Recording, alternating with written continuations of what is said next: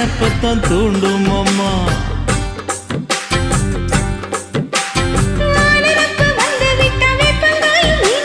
வானரப்பு போய்விட்டா செங்கரும்பும் கசக்கும். கோபுரத்தை கட்டி வைக்கவா தலைவன கலசம வணங்கிடவா.